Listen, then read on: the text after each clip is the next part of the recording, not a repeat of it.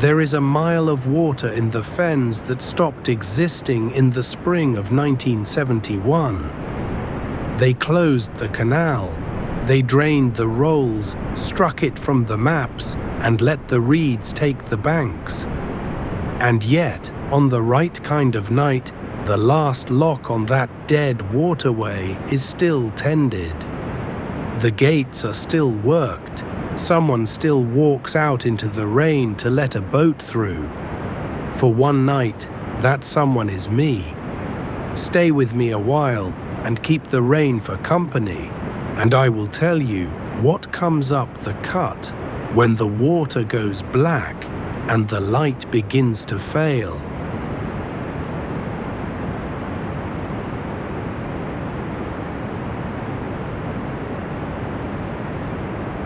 My grandfather kept this lock, and his mother before him. The cottage is small and low and made of soft red brick, and it leans, very slightly, toward the water, the way an old man leans toward a fire. One room below, one above. A kettle, a lamp, a long shelf of ledgers in a hand older than anyone living. I came back to close the place up, to sell it if anyone would buy a house on a canal that goes nowhere. I did not mean to stay the night. The rain decided otherwise.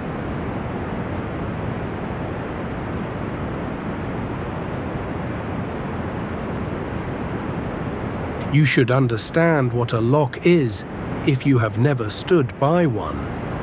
It is a stone room built into the water.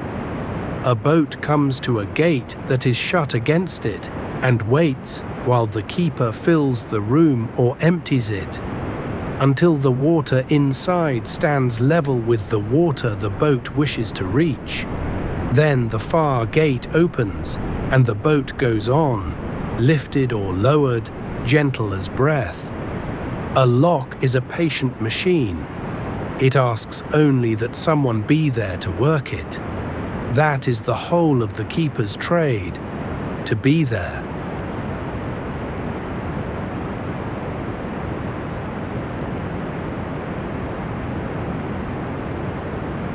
The first evening I lit the lamp out of habit more than need, and hung it by the lower gate, the way the ledger said a lamp must always be hung from dusk. A burning lamp at the lower gate, every night, fair or foul. That was the first rule, written and underlined by a hand 50 years in the ground. I almost did not bother. It seemed a small superstition, a candle for a canal with no boats. But the wick caught, and the glass warmed, and the light lay down on the wet stone like something grateful, and I left it burning. I am glad now that I left it burning.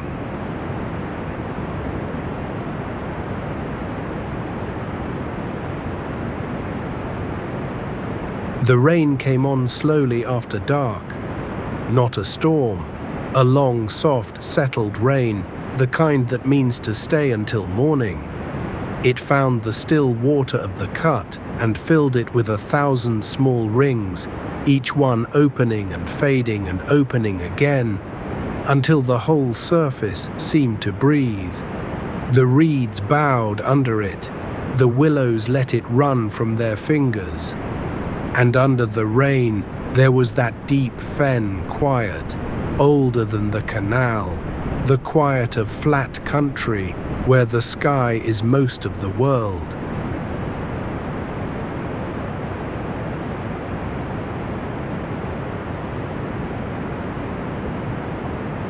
I read the ledgers by lamplight to pass the hour. They are mostly numbers, tonnage and tolls.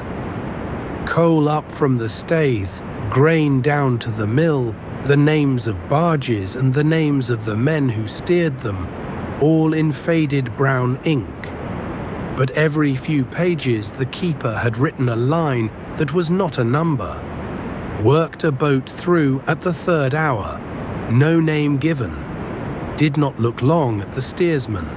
and later, in another hand, always fill the lock for them, always open the far gate.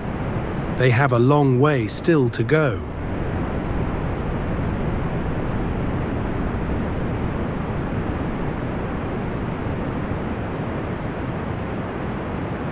I did not know then who they were.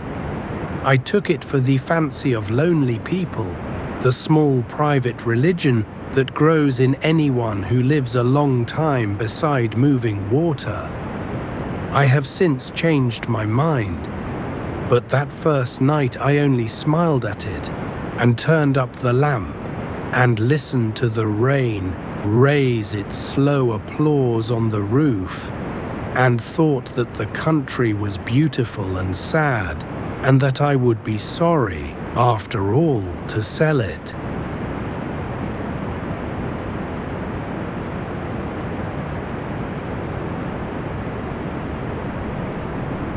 The cottage has one window that faces the water, low and square, the glass old enough to bend the world a little.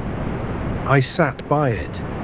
Beyond the lamp's small circle, the cut ran away north into the dark, dead straight, the way the old engineers cut it, mile on mile of black water under rain. You could not see the far end. You can never see the far end. The fog stands on that water most nights like a guest who will not be seen out.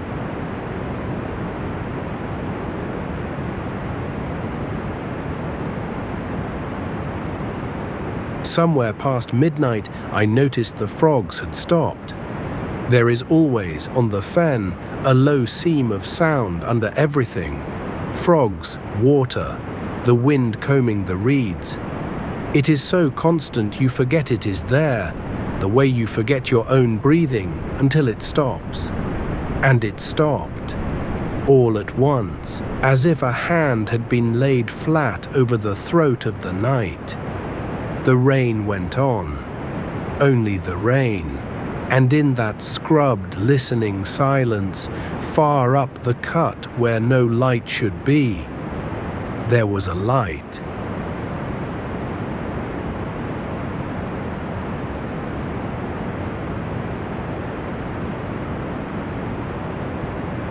It was low to the water and the color of a candle behind horn, that soft, used amber, not the white of anything electric. It did not hurry. It swung very slightly, side to side, the way a lamp swings on the bow of a boat that is being poled along slow water. I stood up. I told myself it was a fisherman, a poacher, a walker lost on the towpath with a torch. I told myself a great many sensible things. The light came on and grew, and with it, at last, very faint, came the sound of water folding away from a moving hull.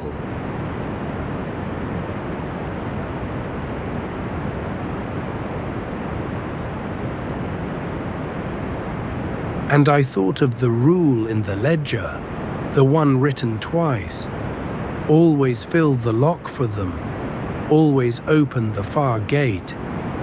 I took the spare lamp from its hook, and I lifted the latch, and I went out into the rain to do the only thing a lockkeeper is ever asked to do, to be there, to work the boat through.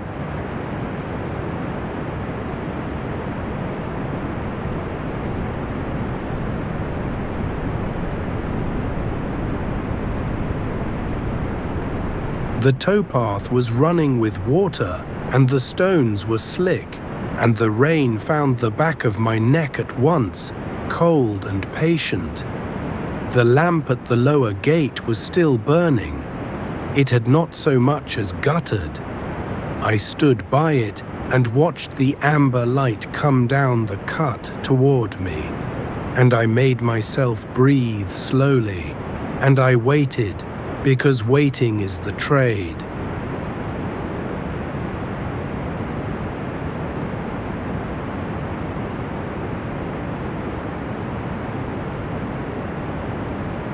It was a narrowboat, old, older than old, long and low and dark, the cabin no more than a hump at the stern, the whole of it the colour the water was, so that it seemed less a thing on the cut than a piece of the cut that had decided to move.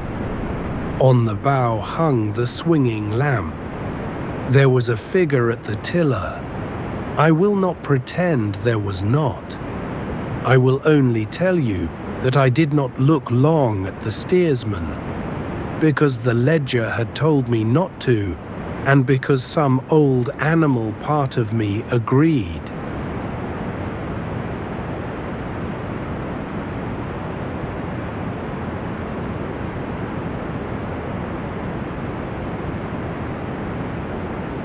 The boat came to the lower gate and stopped, exactly as a boat should, settling against the cushion of its own slow water. And it waited. That is the part I keep returning to. It did not call out. It did not knock. It simply waited, with the perfect patience of something that has waited at this gate many times and knows that the keeper will come. The lamp on the bow swung and steadied and was still.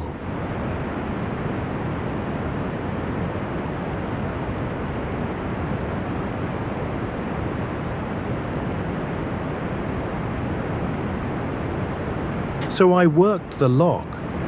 You do it almost without the mind. You close the upper gates if they stand open, and you wind down the paddles, and you let the water find its level. I leaned on the great beam of the lower gate and walked it open, the way you walk a heavy door, and the dark boat slid in past me into the stone room, and the rain rang on its roof, and on my shoulders, and on the black water, all the same small music.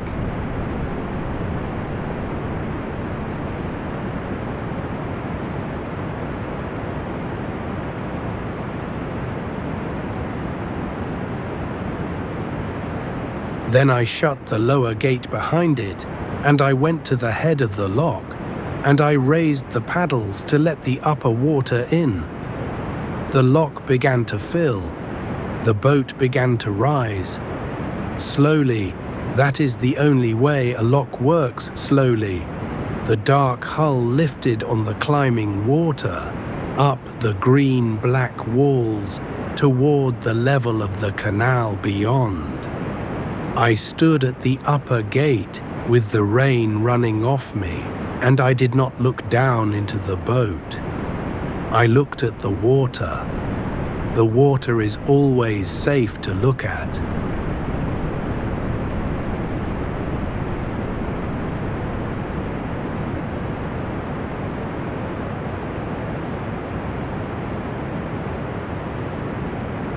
While it rose, I will tell you, the cold came off it.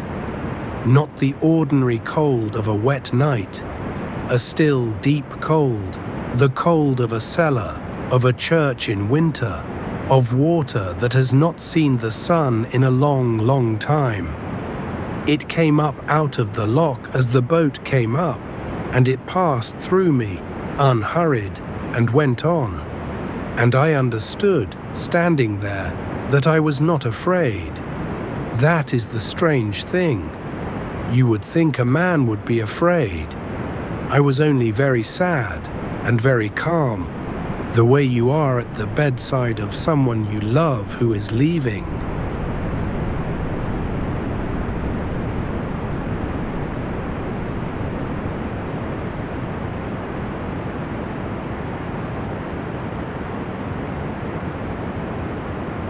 The lock filled to the brim.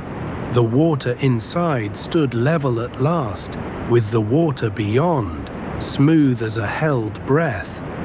And it was time to open the far gate, the upper gate, the one the rule had named twice.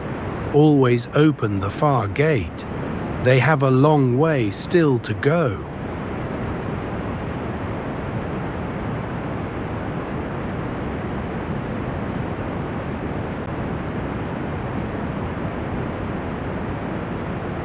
I set my back against the beam and I walked the upper gate open onto the dark mile of canal that runs north into the fog. The dead mile, the mile that is not on any map. And the boat, with no sound from the steersman and no word from me, slid out of the lit stone room and onto that black water, and the swinging lamp went with it. Amber, small, growing smaller, north into the rain, until the fog stood up off the cut and took it gently in, and it was gone.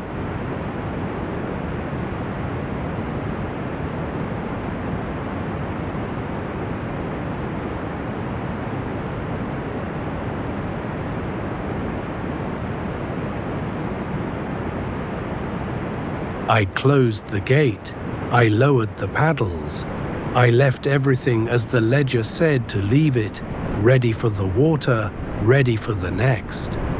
And then I stood a while in the rain by the lamp that would not gutter, and I listened, and far off under the rain the frogs began again. The seam of the world closed over. The night went on, ordinary and wet and kind.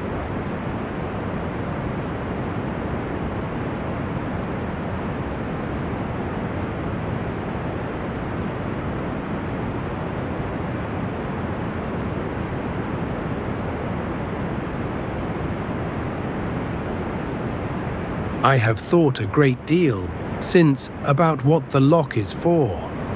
We say it is for water, for lifting boats over the country's small unevennnesses a few feet at a time. And so it is. But I think now that some locks are for something nearer to a promise, a place kept open, a gate that someone, anyone, will still come and work, so that whoever is still traveling, by whatever dark mile, toward whatever far end, may be lifted gently and let through, and not left waiting at a shut gate in the rain.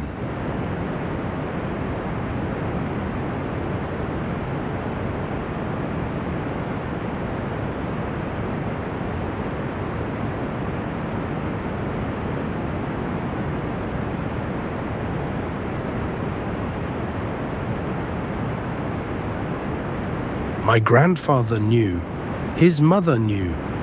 They kept the lamp burning at the lower gate every night, fair or foul, for 50 years after the canal was closed and the maps were redrawn, not because any boat the board would recognize was ever coming, but because one might. And on the right kind of night, one did.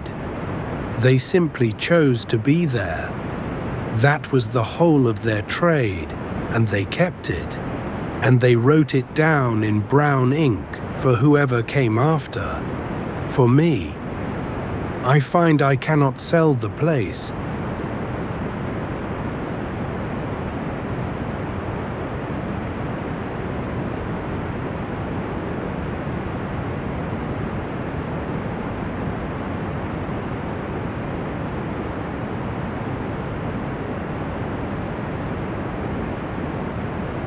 The rain is easing now a little, not stopping.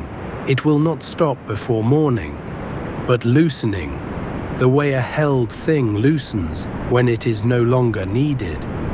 The rings on the water are wider and slower. The willows have stopped dripping quite so fast. The lamp at the lower gate burns on, amber, steady, throwing its small, grateful light down onto the wet stone, keeping the gate, keeping the promise, keeping the long fen night.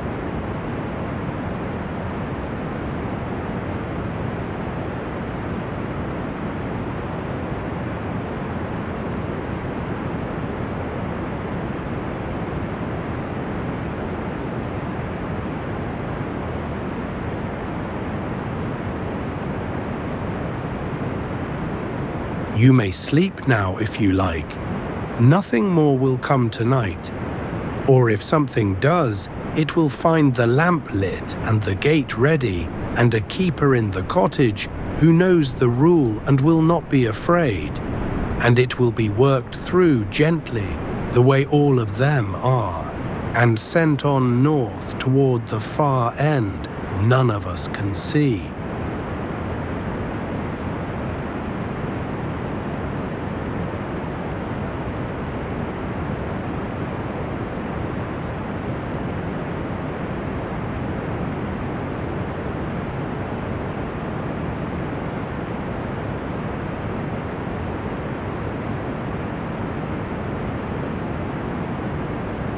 The kettle is cold, the lamp below is burning, the cut runs away into the fog, black and straight and patient, full of rain. The reeds bow, the water breathes, and the trade is the same as it has always been, the oldest and the simplest there is. To be there, to keep the light, to let them through.